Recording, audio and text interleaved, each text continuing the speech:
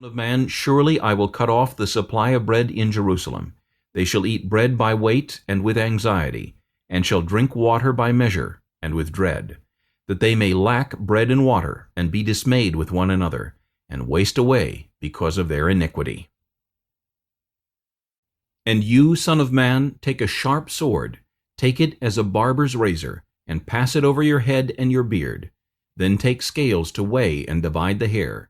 You shall burn with fire 1/3 in the midst of the city, when the days of the siege are finished.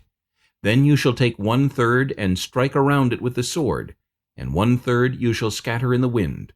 I will draw out a sword after them. You shall also take a small number of them, and bind them in the edge of your garment.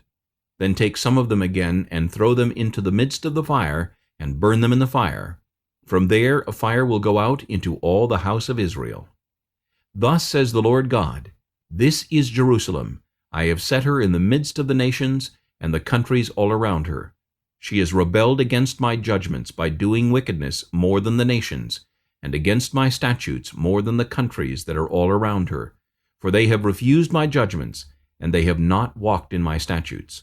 Therefore thus says the Lord God, Because you have multiplied disobedience more than the nations that are all around you, have not walked in my statutes, nor kept my judgments, nor even done according to the judgments of the nations that are all around you, therefore thus says the Lord God, Indeed I, even I, am against you, and will execute judgments in your midst in the sight of the nations. And I will do among you what I have never done, and the like of which I will never do again, because of all your abominations. Therefore fathers shall eat their sons in your midst, and sons shall eat their fathers, and I will execute judgments among you, and all of you who remain I will scatter to all the winds. Therefore as I live, says the Lord God, surely because you have defiled my sanctuary with all your detestable things, and with all your abominations, therefore I will also diminish you. My eye will not spare, nor will I have any pity. 1/3 of you shall die of the pestilence, and be consumed with famine in your midst, and 1/3 shall fall by the sword all around you, and I will scatter another 1/3 to all the winds, and I will draw out a sword after them. Thus shall my anger be spent, and I will cause my fury to rest upon them, and I will be avenged, and they shall know that I, the Lord, have spoken it in my zeal, when I have spent my fury upon them.